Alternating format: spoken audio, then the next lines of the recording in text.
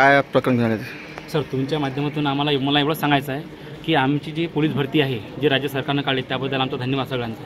पण सर, ही भरती पावसाळा असल्यामुळं 2 महिने लेट घ्यावी ही आमची नम्र विनंती आहे. त्याला कारण असं आहे सर की पावसाळ्यामध्ये जर समजा मुलांनी जर धावलेत किंवा प्रॅक्टिस जर केली तर नक्कीच मुलांचं नुकसान होईल आणि याचा कुठंतरी भुर्दंड या संपूर्ण मुलांच्या पोलीस भरतीवर नाही तर संपूर्ण आयुष्यावर पडेल. म्हणजे तुम्ही या पोलीस भरतीला फक्त पोलीस भरती म्हणून पाहू नका, तर याला तुम्ही विद्यार्थ्यांचं आयुष्य म्हणून पहा.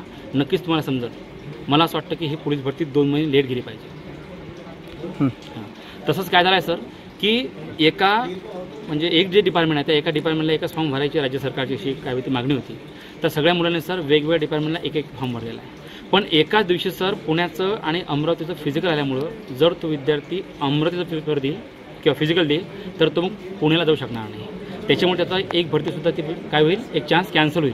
म्हणून मग संबंधित जी भरती आहे ही भरती वेगवेगळ्या शेड्यूलमध्ये घेतली गेली पाहिजे. म्हणजे जर समजा पोलीस शिपाईचे पहिले पेपर असतील किंवा फिजिकल असेल तर संपूर्ण महाराष्ट्रामध्ये पोलीस शिपाई चालला पाहिजे, नंतर पोलीस बँडफोन चालला पाहिजे, नंतर SIP चालला पाहिजे. अशा प्रकारची भरती राबवली पाहिजे. कारण हा शेवटी अंतिम निर्णय जो आहे हा विद्यार्थ्यांच्या आयुष्यात आहे.